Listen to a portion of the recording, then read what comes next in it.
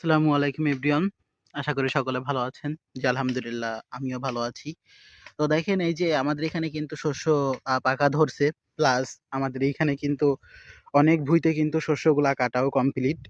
তো শস্য থেকে কিভাবে তেল বের করতে হয় ইনশাআল্লাহ ভিডিওর মাধ্যমে আপনাদেরকে দেখাবো। তো এগুলা আমাদের বাসায় নিয়ে যেতে হবে। তারপরে এখান থেকে দানা বের করতে হবে, দানা শুকাইতে হবে। তারপর কিন্তু মিলে নিয়ে গিয়ে ভাঙাইতে হবে।